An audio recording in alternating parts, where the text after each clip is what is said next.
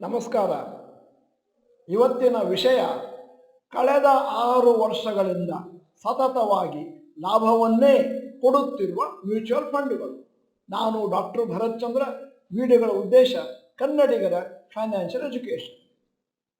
ನಮಗೆಲ್ಲ ತಿಳಿದಿದೆ, ಷೇರಿನಲ್ಲಿ ಮ್ಯೂಚುವಲ್ ಫಂಡ್ನಲ್ಲಿ ಮಾರುಕಟ್ಟೆ ಯಾವ ಡೈರೆಕ್ಷನ್ ಹೋಗುತ್ತೋ ಅದರಂತೆ ಮೇಲೆ ಕೆಳಗೆ ಹೋಗ್ತಾ ಇರುತ್ತೆ. ಯಾವ ಮ್ಯೂಚುವಲ್ ಫಂಡ್ ಕೂಡ ಸತತವಾಗಿ ಲಾಭವನ್ನು ಕೊಡುವುದಿಲ್ಲ. ಇವತ್ತು ನಿಮ್ಮ ಮುಂದೆ ಒಂದಷ್ಟು ಮ್ಯೂಚುವಲ್ ಫಂಡ್ ಸ್ಕೀಮ್ಗಳ ಹೆಸರು ನೀಡ್ತಾ ಇದ್ದೇನೆ. ಅವುಗಳಲ್ಲಿ ಕಳೆದ 6 ವರ್ಷದಲ್ಲಿ ಸತತವಾಗಿ ಅವು ಲಾಭವನ್ನೇ ಕೊಡ್ತಾ ಇದ್ದಾವೆ. ಒಮ್ಮೆಯೂ ಕೂಡ ಲಾಸನ್ನು ಕೊಟ್ಟಿಲ್ಲ. ಮತ್ತೆ ಜಾಸ್ತಿ ಲಾಭವನ್ನು ಕೊಡದಿದ್ರೂ ಕೂಡ ವಾಲಟೈಲಿಟಿ ಇದ್ದಾಗಲೂ ಕೂಡ ಮಾರುಕಟ್ಟೆಯಲ್ಲಿ ಸಂಪೂರ್ಣವಾಗಿ ಲಾಭವನ್ನು ಕೊಟ್ಟಿದೆ. ನಾವು ಹೂಡಿಕೆದಾರರಾಗಿ ಸಾಮಾನ್ಯವಾಗಿ ನಿರೀಕ್ಷೆ ಮಾಡೋದೇನಂತಂದ್ರೆ, ನಮ್ಮ ಮ್ಯೂಚುವಲ್ ಫಂಡ್ ಅಥವಾ ಷೇರುಗಳು ಕೆಳಕ್ಕೆ ಹೋಗಬಾರ್ದು. ಅಂದರೆ ಅದು ಕಂಟಿನ್ಯೂಯಸ್ ಆಗಿ ಮೇಲಕ್ಕೆ ಹೋದ್ರೂ ಪರವಾಗಿಲ್ಲ, ಸ್ವಲ್ಪ ಹೋದ್ರೂ ಪರವಾಗಿಲ್ಲ.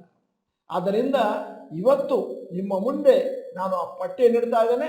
2018ನೇ ಇಸ್ವಿಯಿಂದ equity mutual funds consistent performance since 2018. ಮೊದಲನೇದ್ದು Aditya Birla balanced advantage fund. 2018ರಲ್ಲಿ 0.74%, 19 8.12, 20 15.36, 21 13.41, 2022 4.19 and 2023 16.54% ರಿಟರ್ನ್ಸ್ ಕೊಟ್ಟಿದೆ. Bandhan equity savings fund 2018 3.16, 2019 5.12, 2020 9.83, 2022 10.15, 2022 2.49, 2023 9.64%. ಮೂರನೇದು Baroda BNP Paribas aggressive hybrid fund. 2018 0.41, 19 16.26, 20 14.91, 21 22.16, 22 4.33 ಮತ್ತು 23ರಲ್ಲಿ 21.03% ರಿಟರ್ನ್ಸ್ ಕೊಟ್ಟಿದೆ. ನಾಲ್ಕನೆಯ scheme Canara Robeco blue chip equity fund. ಈ ವಿಡಿಯೋನ ಮಾಡಿದ ಉದ್ದೇಶ ಏನು ಅಂತಂದ್ರೆ, ಬಹಳ ಜನ ನಮಗೆ ಚಾಟ್ ಬಾಕ್ಸ್ ನಲ್ಲಿ ಕೇಳ್ತಾ ಇರ್ತಾರೆ, ಒಳ್ಳೆಯ ಮ್ಯೂಚುವಲ್ ಫಂಡ್ಗಳ ಸ್ಕೀಮ್ಗಳನ್ನು ದಯವಿಟ್ಟು ನಮಗೆ ಸಜೆಸ್ಟ್ ಮಾಡಿ. ಅಂದರೆ ಇದನ್ನ ನೋಟ್ ಮಾಡಿಕೊಂಡು ಬಹುಶಃ ಎಲ್ಲವನ್ನು ಅರ್ಥ ಮಾಡಿಕೊಂಡು ಫಂಡಮೆಂಟಲ್ ಅನಾಲಿಸಿಸ್ ಅನ್ನು ಮಾಡಿಕೊಂಡು ಈ ಮ್ಯೂಚುವಲ್ ಫಂಡ್ಗಳಲ್ಲಿ ಹಾಕಿದ್ರೆ ನನ್ನ ಗೋಲುಗಳಿಗೆ ಸರಿಯಾಗಿ ಕೆಲಸ ಮಾಡ್ತಾವ, ಮುಂದಿನ ದಿನಗಳಲ್ಲಿ ಯಾವ ರೀತಿ ಮ್ಯಾಕ್ಸಿಮಮ್ ಮಿನಿಮಮ್ ಬರ್ಬೋದು ಅಂತ ನೋಡಿಕೊಂಡು ಹಣವನ್ನು ಹಾಕಲಿಕ್ಕೆ ಬೇಕಾದ್ರೆ ಪ್ರಾರಂಭ ಮಾಡಬಹುದು. Canara Robeco blue chip equity fund 2018ರಲ್ಲಿ 3.39%, 19ರಲ್ಲಿ 15.68%, 2020ಯಲ್ಲಿ 23.06, 21ರಲ್ಲಿ 24.54, 22ರಲ್ಲಿ 0.82, 23ರಲ್ಲಿ 22.22. DSP dynamic asset allocation fund 2018 3.61, 19 8.79, 20 12.93, 21 9.31, 22 0.08%, 23ರಲ್ಲಿ 17.06% returns ಕೊಟ್ಟಿದೆ. ಒಮ್ಮೆಯೂ ಕೂಡ ನೆಗೆಟಿವ್ ರಿಟರ್ನ್ಸ್ ಕೊಟ್ಟಿಲ್ಲ.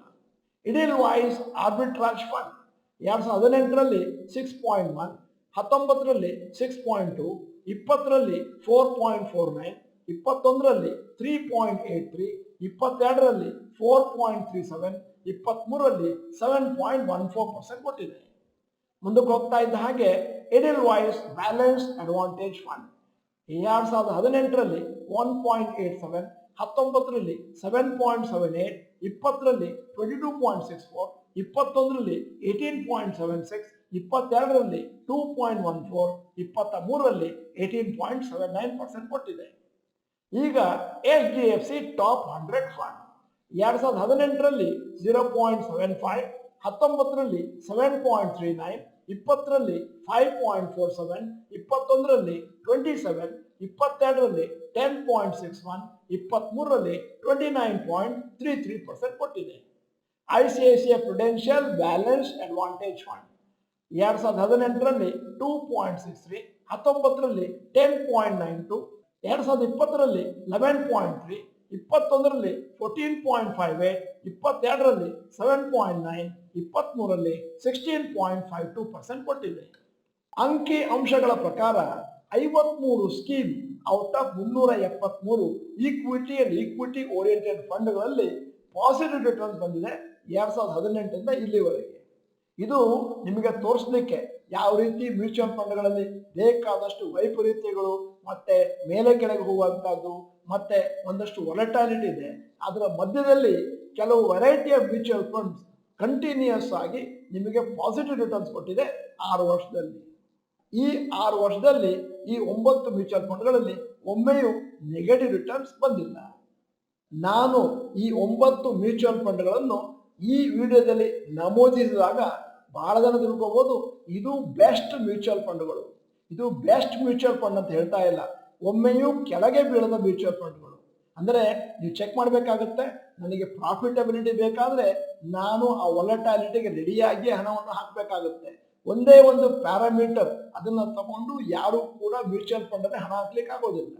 ನೀವು ಹಣವನ್ನು ಹಾಕ್ಬೇಕಂತಂದ್ರೆ ನಿಮ್ಮ ಮುಂದಿನ ದಿನಗಳಲ್ಲಿ ನಿಮ್ಮ ಗುರಿ ಏನಿದೆ, ಇನ್ವೆಸ್ಟ್ಮೆಂಟ್ ಎಷ್ಟು ಹಾಕ್ತೀರಿ ಮತ್ತು ರಿಸ್ಕ್ ಅಪಿಟೈಟ್ ಎಷ್ಟಿದೆ ಅದರ ಮೇಲೆ ಹಣವನ್ನು ಹಾಕಬೇಕು ವಿನ ನಾವು ಹೇಳಿದ್ವಿ ಅಂತ ಈ ಮ್ಯೂಚುವಲ್ ಫಂಡಲ್ಲಿ ಹಾಕಬಾರ್ದು. ಇನ್ನೂ ಒಂದಷ್ಟು ನಿಮ್ಮದೇ ಆದಂಥ ರಿಸರ್ಚ್ ಮಾಡಬೇಕು. ವಿಡಿಯೋದ ಕೊನೆಯಲ್ಲಿ ನಿಮ್ಮ ಜನರಲ್ ನಾಲೆಡ್ಜ್ಗಾಗಿ ಒಂದು ಸಣ್ಣ ಪ್ರಶ್ನೆ ಕೇಳ್ತಾ ಇದ್ದೇನೆ.